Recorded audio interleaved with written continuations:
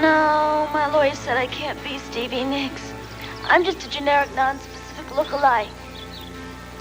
And welcome to the generic, non-specific Stevie Nicks podcast. I'm your co-host, Randy, Hello, all. I'm Anthony. Welcome. and we have a special guest today, don't we, We Anthony? have a very special guest, Randy. We do, I did. and she has one of the best bios ever. So I'm just going to read it straight from the back of the book. Sounds like a Annie plan. Zaleski is a New York Times best-selling author and editor who also prefers to wear elaborate black lace dresses and sees Stevie Nicks every chance she gets. She lives in Cleveland, Ohio. Welcome, Annie. Thank you for having me. Yeah. We We're so also glad you're like to here. wear elaborate black lace dresses and see Stevie Nicks every chance we get. It's So the You can greatest, only see me from the neck up. I'm just saying. it's the greatest way to be. it really is. It really is.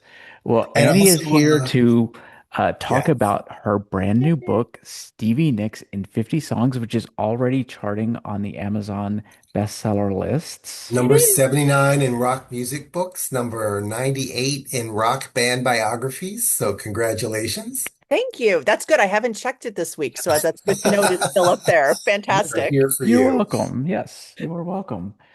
Well, I guess the first thing to ask you is why Stevie Nicks and where did you first encounter Stevie and her music? So it's funny. That's I guess it's a two-pronged question. So I mean, first off, why Stevie Nicks? I've been wanting to write a book on Stevie for a while. And I mean, obviously, who wouldn't?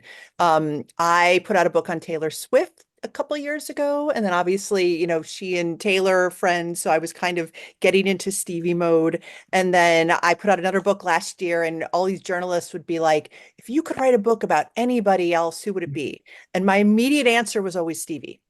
Oh, that's And so awesome. and like so I feel like I manifested this because then what happened is an editor I worked with was like, "Hey, I'm thinking about pitching a Stevie Nicks book. Are you a fan?" And like I think my keyboard was like smoking because I responded so fast. I was like, "Yes, what do we need to do when?"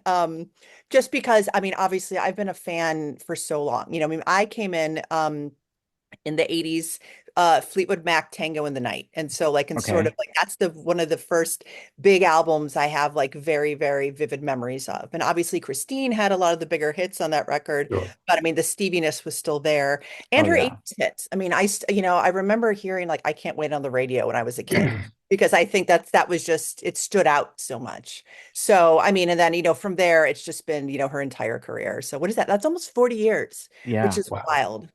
Well, that makes me very happy, and I think Anthony as well, that you mentioned Stevie in the 80s because in pop culture, she's sort of identified as this 70s icon, but she was so busy in the 80s. Well, absolutely. I mean, and people. It's funny because I feel like there's things that critics say that in that the 80s don't really start until like 1982, and so like Belladonna came out in 81, and so I think people don't necessarily because it sounds so classic rock and roll sort of. It doesn't really like sound doesn't have synths, and it doesn't like production doesn't necessarily sound 80s. But yeah, she was incredibly busy. I mean, she was everywhere releasing solo records with Fleetwood Mac, touring. I mean, she was doing this book, especially, I was like, wow. And she was like, trying to recover from everything too. So she was Yeah, also doing things in her personal life. Like she crammed a lot of living into the first 7 years of the decade. absolutely. Okay, so we were going to ask the genesis of the project, but you just told You us. kind of That's told us. I know. awesome. Well, I and why love that. Stevie? And I mean, I Yeah. guess I could talk like why Stevie, just because I mean, I have long admired her songwriting. I mean, I think now she's getting the proper amount of respect, The just as flowers. an Yeah. artist. Yes, her flowers as an Yeah. artist and a songwriter. But for many years, like it made me so angry that she was like the butt of jokes in tabloids, or people Yeah, would mention her name and they would like talk about drug use or just talk about Lindsay. And I thought it was Yeah. so reductive because it's like, do you like look at her artistic output?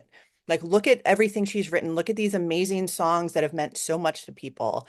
And Right. so when I kind of went into this project, that's what I wanted to do was focus on the music and, what shaped her as an artist. Because to me, that's just, I mean, whatever artist I write about, that's what I like to focus on. But especially with her, I wanted to like really focus on that element of her.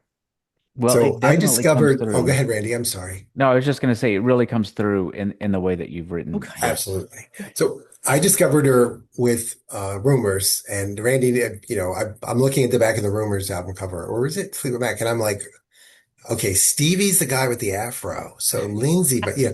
So how did you like? What was the first song of hers? Where you're like, oh, that's her. Like, how did that happen for you?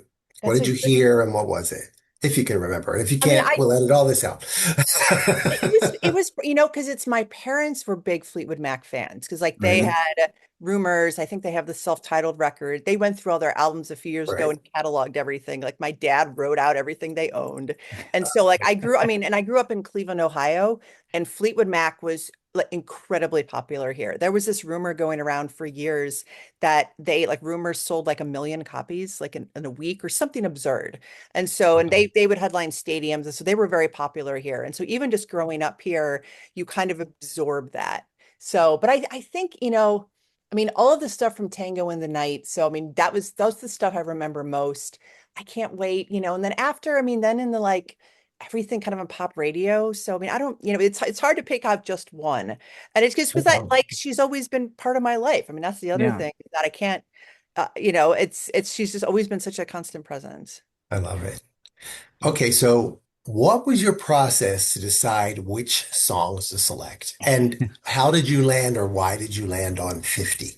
As you can imagine, this was a very difficult task. I think 50 for just sounded like a good number. I guess like in publishing, Mhm. if you have, and it's funny because I had a conversation about another project in recent times, and the feedback was like, yeah, you don't want to have like a random even number. Like you want to make sure you have something that makes sense. So I was like, okay, 50 sounds like a nice round number. Because we were looking at sort of a book that was going to be a couple hundred pages, and given the word counts and having photos and things like that, it just seemed like a kind of a good.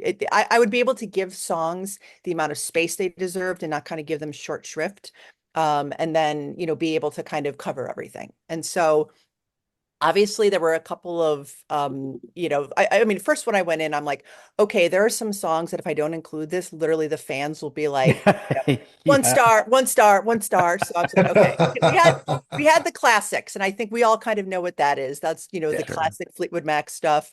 Obviously her solo work, the big solo songs, Buckingham Nicks, which I am like the biggest fan of. And so we had that stuff. And then as I was kind of talking to my editor, I was like, it would be kind of cool to show her roots, because I think she's talked so much about her influences and what's really inspired her, but really digging into that and finding some like significant songs from her early life that really kind of helped get her to where she is.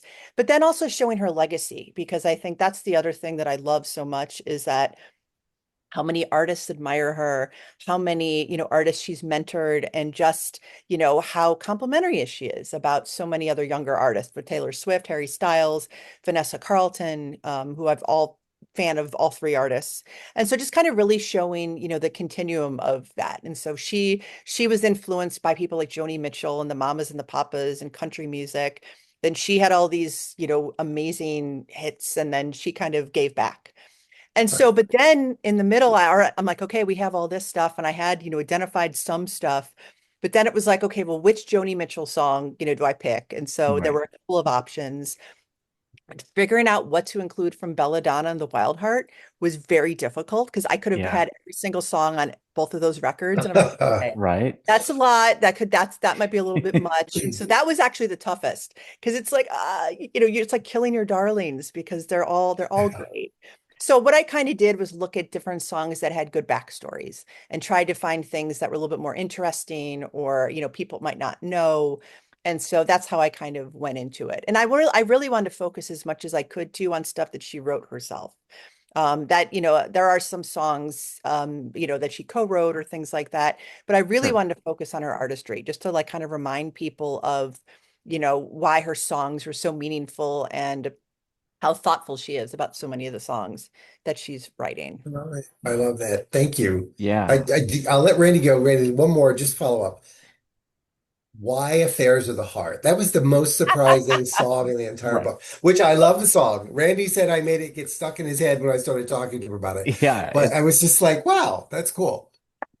I think I wanted that because I also wanted to so I guess my other thing with this is I wanted to make sure people realize that she was always kind of a active practicing artist Mhm. because, everyone, I think that obviously the Fleetwood Mac era gets so much attention and kind of like what you said before, the 70s and then the 80s. And then it's like, oh yeah, and there she's touring. Okay. I wanted to make sure that people realized that she is still writing songs and that she never stopped. And Right. that so Affairs of the Heart and so, I mean, obviously that era of Fleetwood Mac is definitely a little bit, a little bit check marked, a little Mm, bit. What is that? Is it like checkered, maybe, I guess? yeah. So, but I wanted to kind of like make sure that that era was sort of represented. I love the song. Thank you. Yeah, Thank you. and Good. I I love thought that I thought that that. was really great because you're right. That's an era that kind of gets glossed over Yeah. a Right. lot, And it and just, that's part of why it surprised me when I saw it. When yeah, I turned the page, it went, what? yeah. But I have this weird fascination with that time in her career from the time that after Tango in the Night through Street Angel, that era. Had I personally would have picked Freedom over Affairs of the Heart, but that was just me, and it's not my book, One so. star, sorry. I just need a sequel. This is now That- getting me like I need to like do bonus songs. And actually I should do that actually. well, that's my next question. What were the songs that almost made the cut that were really the darlings that you hated that you had to cut? Oh, I mean, definitely the stuff that like didn't make it from, I know I said it before, Belladonna on the Wild Heart, because Yeah. Belladonna especially is a perfect record.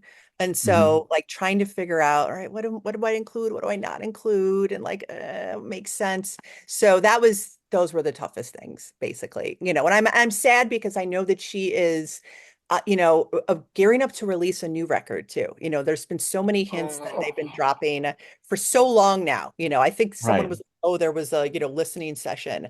And I was so sad that that didn't come out so that I could like, it's such a nice round way to round out a book by saying, yeah, Yeah. here's kind of the other thing. Yeah. And so that was a little bit of a bummer. But I'm generally happy with what I was able to include because there were also like some personal favorites. Like I love Blue Lamp. Blue Lamp is like my favorite Stevie song. I don't know why, but like there's just something about it. It's so different from everything else she's done, and there's something yearning about that. And so like I was happy to get like stuff like that in there. And I mean, honestly, that was the coolest part is that my editor was super, super open-minded. And we were kind of going back and forth about songs. I think she made a couple of suggestions, but she was like, nope, you're the fan, you're the expert. You dig into this, which would made me feel so good because then I could really, dig in the history and kind of knowing what fans like to and kind of do that. So that was exciting. Well, I loved your entry on Blue Lamp. So I mean, it was really, and that kind of you've talked a lot about your editor, and that was something that Anthony and I were talking about. Number one, your extensive knowledge of Stevie lore is so impressive. There were Thank things you. like I loved that you got deeper into the Rhiannon film because that's another one of those little things of her lore that I love so much. Um, but I mean, how much of that was like things that you discovered as you were researching the book, and how much of it was stuff you knew because you were a fan of her music? A little bit of both. The when, I think it was during COVID, I think she did an interview with the LA Times and she was talking about, okay, we might do a Rhiannon, I think limited series. I think that's where that was like the last word it kind of landed on. And so, and somehow at some point over the years, I had heard about the Rhiannon movie. And so Hmm. what I ended up doing every time I do a book like this is I like to do research in like newspaper and magazine archives because there's always like weird stuff that like people that are lost to time. And so like you mentioned, the Rihanna movie was one of them. And I mean, I knew that at some point, okay, that she was working on it. But when I found all these old articles digging into specifics, like there were like actual Hollywood people attached to this. Like it Yeah. was, hey, we have a timeline, we're going to be doing this. Like it was really, really serious. And then, and obviously we know it didn't happen because Tusk ended up happening instead. But it was just like, wow, like it was amazing to kind of, see specifically how serious that was. And I think people don't necessarily realize that.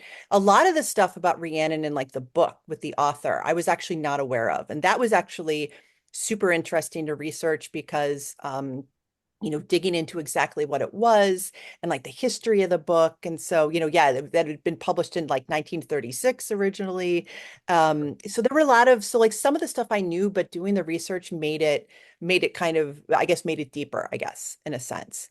And honestly, Stevie, she has told, and over the years, she's told different stories about her songs and her art in many different ways too. And so that was Yes. actually really instructive because, I mean, first off, it was challenging because Yeah. trying to like, Yeah. make a narrative out of that and like no, absolutely no shade on Stevie because I'm the same way. I'm like, what is that again? The memory. Um, Yeah. but trying to figure that stuff out too. And so different songs as well, she's kind of talked about in different ways and with different things. Right. And so kind of I streamlining that. I have to hand it to you because I thought you did an excellent job. Randy and I talked about this in terms of on Monday she talks to this reporter about the inspiration for Song X, and it was, Marilyn Monroe, and then on Tuesday it was a box of Hamburger Helper, the same song. So you did a great job, I think. But and I really, like fans like Randy and I, super obsessed forever. There are a lot of like so did you knows? I was like, what? So I really have to hand it to you. Your research was, you were digging deep. I really appreciate that because like when doing these books are so challenging because I know that I'm going to have super fans reading this who are going to get so cranky. If you like miss, I'm not saying you're cranky. I mean, I guess Oh people, no, I'm Cranky's coming up. Don't worry. I yeah, about have. like, oh my God, you got this fact wrong or this isn't right. But then you have people who don't know anything about Stevie. And Hmm. so you're trying to write for both groups and, so you Yeah. don't want to be it's a real tough balance because you want to I make sure. literally was like, that can't be true. So I went and looked myself and I was like, oh my God, it's Yeah. true. Oh, and I am like, I'm a Yeah. Virgo. So I'm sitting here, I'm like footnote, like, do you need Right. Yeah. this? Like, here's like hyperlink, I am like Yeah. Yeah. rigorous fact check. Randy, just to go back to the process, Randy, I don't, you were talking about, you were going to ask if Annie had considered any demos Oh or yeah, unreleased yeah. Yeah. tracks. Yeah. Were there So any demos that would have made the cut? that's a good question because a bunch of years ago, I actually did a story for Ultimate Classic Rock looking at some of her demos and saying, what are her best unreleased demos? And I think if I had had another like a couple page spread, I think that was actually like putting demos in was actually kind of one of the early ideas of that. Like, do we have room for this to do this? Because I have this like whole list of things. Because you're right. I mean, that's half of her history too, is the songs that didn't happen or the songs that morphed into something else. So you'll see a little bit of that like throughout because it's like, oh, well, she took this element from this demo and it turned into this other song. But honestly, that's actually one of the things I wish I would have been able to put in the book and had room for, which is because there's so many of them and they're so good. And like, yeah, I mean, I don't need to tell you guys that I'm Yeah. have a agreeable audience, but yeah. I maintain that Julia is the Silver Springs of Belladonna, and not many people are going to Oh, get all that, right. but that was one of the songs recorded for Belladonna that got kicked off at the last minute, and I just absolutely love that song. And it was fully recorded. It was on the track list until the last minute. So, And see, and that's like the type of thing, like the did you know and like the alternate things, because then that's what makes her history so fascinating too. right. Yeah. Obviously the long and winding road of Silver Springs and how it's, it was supposed to be on Rumors and then, I mean, you probably see actually, you might not see the sweatshirt I'm wearing. I actually wear a Yeah. Stevie sweatshirt. I don't know if you Ah, can see it. It basically it's a Silver Springs the dance so the text basically says, "Sorry I can't talk. I'm thinking oh about the yeah. 1997 performance of Silver Springs. Stevie Nicks stares a hole through Lindsey Buckingham," and it has a Yes. from it. That's my Yes. favorite thing. Yes.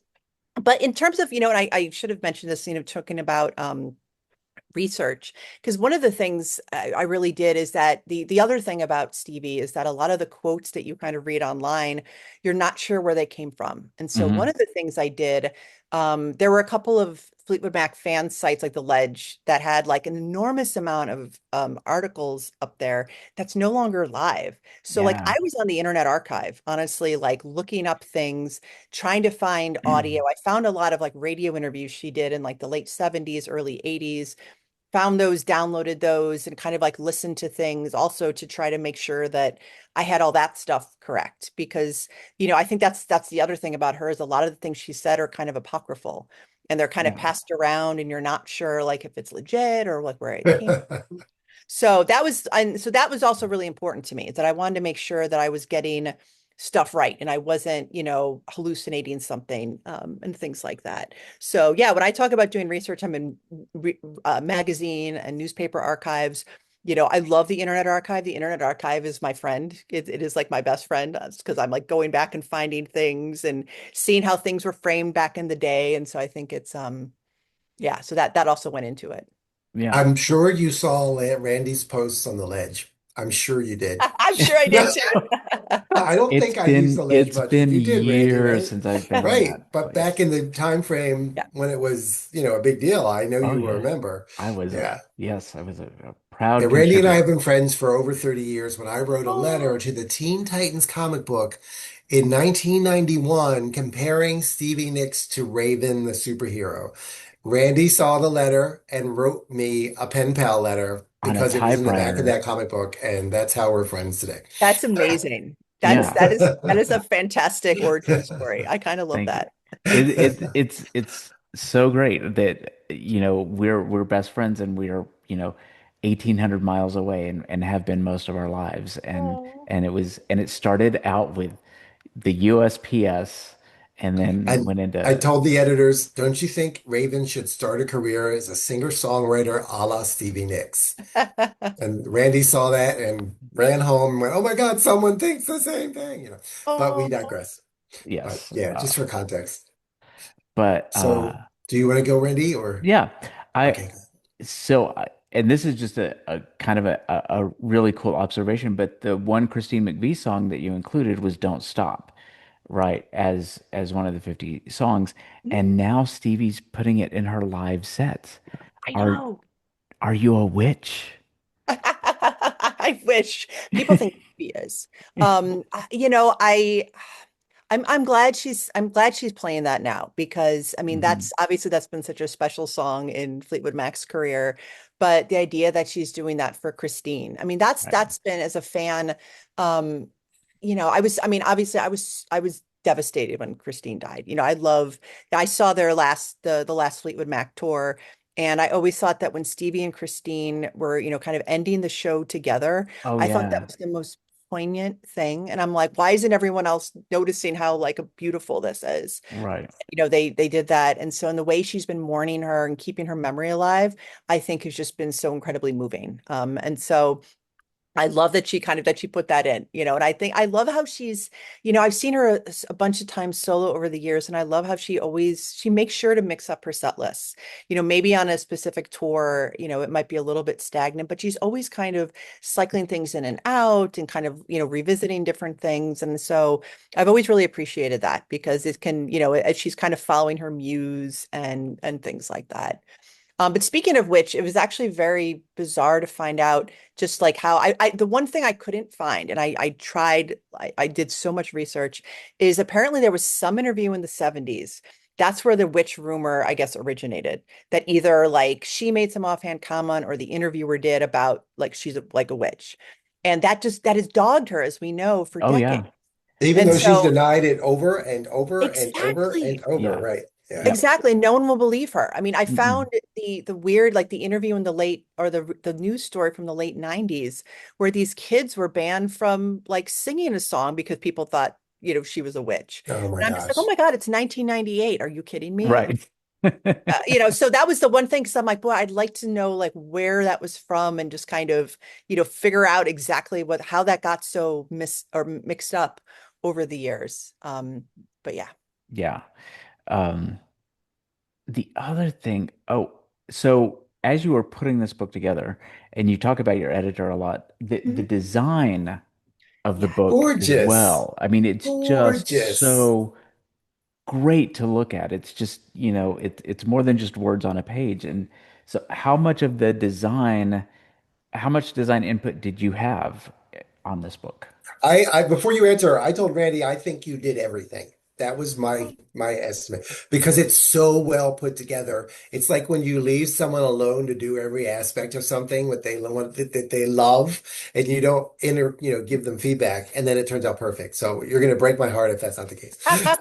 No, I mean my editor, so she is so cool because she has basically this like small design team that she works with. And I've met them all. They're all like Okay. incredibly creative, awesome people. One of them worked for a record label back in the day, so she's very music oriented, and they're just really creative people. And so, and like when you do a book like this, there's you have a specific photo budget too. I mean that's like Mhm. the one it's been very illuminating kind of doing illustrated books like I have because you find out all of these quirks about photo licensing, things like, Yeah. oh, well, so and so only allows like, this can't be a book cover. This can only be a photo inside, or this photo is no longer for licensing, even though it was, or this photo is very expensive and not. And so it is really, really complicated. And so luckily I didn't have to deal with that.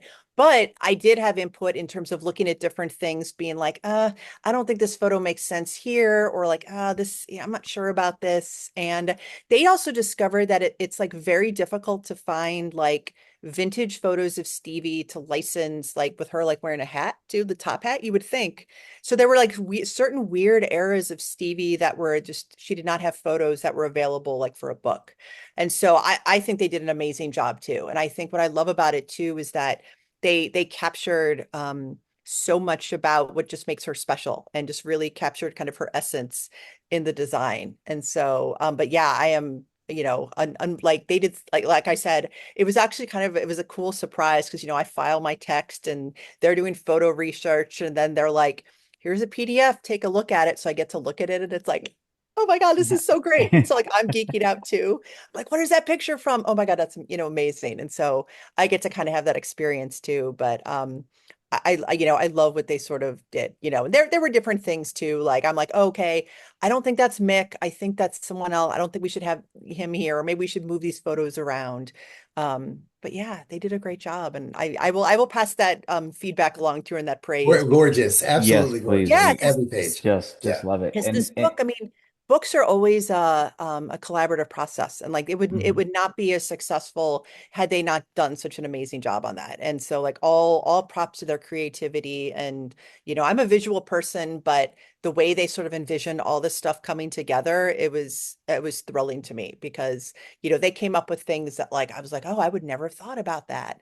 But like, and even like the cover, like there were a lot of variations on the cover that went floating around to kind of see, is this font good? Do we need to do this? Is this photo good? And so there was a lot of thought and effort and detail that went into this too, because they understood how You can important. see it. You can see it on every single page. Yay. Yeah. And you did such a good job. We always say this, but before Taylor Swift had her eras, Stevie had her eras, right? And they're so well kind of delineated in this book, and you see it as the we go through the songs, and I just think it's phenomenal. Thank you. Okay, That's good so to hear. That's good to hear because it is, she, I get so angry at people who, or get cranky about her because, when you look at she's worked so hard in her career in terms of and overcome so much in various times, whether that was in her personal life or dealing with things, and she just has so much resilience and is just still so yeah, generous and Yeah. sincere with everyone. And I yeah. feel like, you know I think that's really rare when you see different people. Like she is just such a singular artist, and so I love praising and being able to really talk about that at length because I think that's important. There's something I'm super curious about, but it might be a dumb question. There are no dumb questions. That is my No. motto. Why did you decide Stevie Gets a Barbie was placed so early in the chronological in the 1977 instead of, when it was released? If I had to guess, and I think this was a design choice, I am guessing because of the outfit she was wearing. Oh, okay. If I had to guess. I actually do not know, but I think that's probably why. And I'm guessing too because um yeah, that would be my best guess, Okay. honestly. And like of course, her second Barbie I think came out after we went to press. And Yeah. so I was like, oh, Stevie. So, I have of course two of those too. And so, that I was so, because that they basically just dropped online. And Right. so it dropped and I like forgot that I was like working or something. And I was like, oh my God, I missed out. I was so upset. And then I ended up, I think, buying one at like an inflated price. And then my husband was like, oh, did you really buy that? I actually also bought you one. I'm like, oh my God, really? So I hope but That's the, awesome. the first one is That so great. I literally when she announced the Barbie, I saw like on Madison Square Garden and it was like, I don't know, 1 a.m. or something. And I woke up, I checked my phone. I was like, oh my God, I gotta order it. It's up for sale now. And right. I like on my phone, like changing my Amazon password because I couldn't remember what is on my phone, grabbing my credit card and ordering it. And like, of course, by the morning it was sold out. So I was like, Right. so I'm, crisis averted, basically. Were you at Night of a Thousand Stevies this year? I was. And so it was very funny. My husband and I were going to come in to see Sugar, the rock band, do their first Yeah. show in like 30 some years. And as we were kind of looking at that weekend, I was like, oh my God, Night of a Thousand Stevies is that weekend. And I've always wanted to go. I am a massive fan of the movie Gypsy 83. Yeah. I saw that many, many years ago. And growing up in Ohio too, because it starts in Sandusky, I was always so tickled by that. And like, I'm connected via to Todd via friends of friends. And so it was all very exciting. So I was literally there and I was like, okay, I think we can go to the concert. It's going to end at like 9:45. It's like a mile away. We can grab a car and go and we could make the second half and we did. So I was so thrilled. I was just and like I was so tired. Like it was like, okay, we'd been at a show for 4 hours and then we're That coming in here. explains it then. That Okay. Yes. explains. Because So we I were kind of doing a purple carpet at the beginning, at the uh, opening, and then I was the second act. I oh read no. poetry. Yeah. So I was like, we didn't see her. How did she not realize how Right. did we miss each other? So We that makes sense because you had to come at the middle. yeah, we Okay. were gonna shove you in front of a camera and hold up a copy of the book and you're like, Yeah. That was probably good because I was like not I was so tired at that point. I would probably not be good on camera. what And but book? yeah, and it was funny because like we walked in and then they like walked us like I just got regular tickets and they like walked us upstairs because I needed a chair. And so like I sat down and then it's funny because my husband had my phone for some reason. He went off somewhere. So I'm sitting there for like half an hour and I couldn't get a hold of anyone anyway. I was like, okay. And then the show started again. But like I said, I've always wanted to go to. It was so wonderful. It was just Yeah. like everything. I bought a tambourine, of course, and like the little coasters, You mean and it was so good. uh yeah, this was also our first year to go as well. So this was like amazing. And that they let us do our podcast That's so from there too was amazing. So we will be there next year for sure. well, and And that's just it, is that like I feel like I want to plan better so I could go and like have the entire thing and have the entire experience.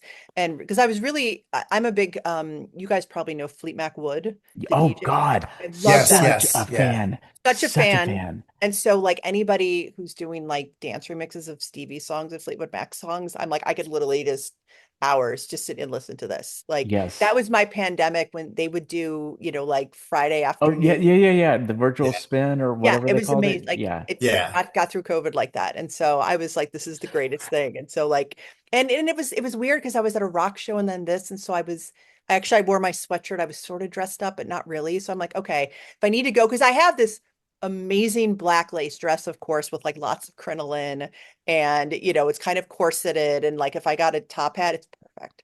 And so, but I was like, ugh, I was being lazy. And so I'm like, okay, I need to go and actually like do it up and actually like be the full Stevie and go and enjoy myself. But Absolutely. Well, then yeah, it's a date. We will meet you there next year. yes, And we will absolutely. interview you on Absolutely. the purple carpet and we'll I do love the it. And whole and next thing. year it might actually be carpet and not purple construction paper we bought at a Yes. Oh, friend's. We were on a it was under budget. construction. Like it was definitely there was it's funny. I had not been to Irving Plaza because that's where it was. I had not been there Hmm. for years. Like it had Okay. been like probably at least 20 years. And so it was so funny going back there. I was like, oh yeah, okay, it's a little bit tucked away, but Yeah. Yeah. But it is. It's a magical evening and it's, you can't describe it to anyone if you've I never know. been. Yeah. You just can't. But everybody that puts it on, Chi Chi and the whole Jackie crew was just Oh phenomenal. God, yeah. I And feel like I made a new family that yeah, day. yeah, Oh. It's it awesome. was wonderful. And I love how they, it's just, it's such, I mean, but so I know that the poetry book, because I blurbed it. And Hmm. what I love so much about reading that book was just everyone talking about this is what her music has meant to me personally, how much solace it brings, how life-changing it is. And that's what I loved about that venue, is that You everyone I blurbed love, it. Oh, I didn't know that. Yeah, yeah. And so yeah. like Page 51, He's everyone. on page 51. I read it then, that because You, I got a copy, oh I my God, see it's on the months back. ago. Yeah, I didn't Yeah. make the connection. Oh, wow. And so, but yeah, so that's why, and poems like yours and everyone, like, it's just, it made me so happy. And the Night of a Thousand Stevies. And that's why I always wanted to go to it. Cause it's like, if you're someone going to an event like that, like you are a fan and there's a reason why, like, there's something about her music that is just really drawing you in. And the creativity of everyone's costumes, the different Stevie eras, as we said, and just the good vibes and just Yeah. it was really awesome. Like it was just one of those yeah, it was just awesome. It was everything I wanted it to be. Let's put it that way. Okay, I have one more question, Randy. I don't know if you have another after that. Are you familiar? You must be familiar with The Simpsons and the comic Yeah. book guy. So I'm going to now channel the comic book Oh guy. no. Okay. On page 83, why do you refer to the white-winged dove as immortal? That is a good. All right, I have a copy of the book and I'm gonna look For at it right now. example, the immortal white-winged dove mentioned in the song Oh, came to so Nicks in a rather pedestrian way. I think I meant that as like how do I describe that? That's kind of like I think a music writing colloquialism that I use. Like Okay. I have like weird like mighty or majestic or something like that. I think immortal because it's Okay. so it I could have said iconic. Let's put it that way. I could have said the Okay. iconic white I winged get dove. it. I was like, Yeah. what didn't you tell us that you found in your research? I was like, Because it is not immortal. Unfortunately, it should be, but Right. he yeah. is, and we've named him Dwight, and Yeah. if He's the we can Dwight tell Wing you if you Dove. watch episode if you want, we've interviewed him on the podcast. We've interviewed Dwight the White Winged Dove was one of our third or fourth guests, I Yeah. think. Oh, that's amazing. I love Yeah. it. We try to inject a little bit of whimsy everywhere we can in these. But yeah.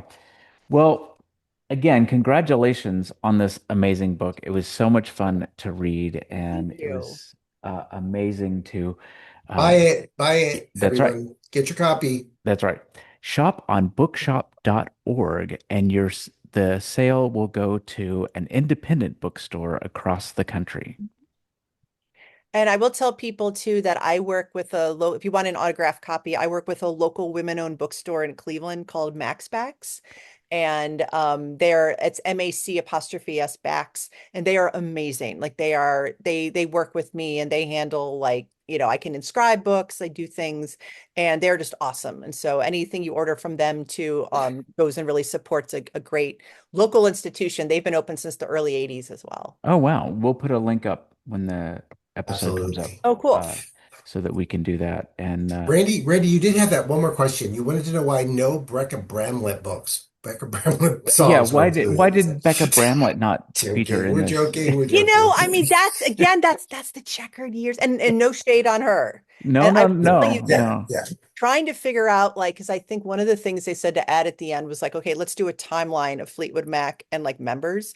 So I had to sit there and be like, okay, when did people leave and Oh what my in there? God. And like it Yeah. was, yeah. And so it was definitely a lot of let's like look this up and let's make sure I get this right and all that stuff. But because it got you, as you know, it got a little hairy It for a gets a while. little, It yeah, did. it gets a little crazy there, but you know, you made it very succinct, not just the um timeline, but also like the selected discography and the selected tours, and that's some Yeah, really good reference for that. really good Great. stuff. You know, if you are a brand new Stevie Nicks fan, this is the book for you. If you are a longtime Stevie Nicks fan, this is still the book for you. Yeah. It's really wonderful, and Annie, thank you so much for being on the show today. Thank you for having me. I really appreciate it. You're And welcome. We with appreciate your that, time. Anthony, We will see you all on the other side of the mirror. Well, all right, said Alice. Thanks so much. Peace. Yay. Eh,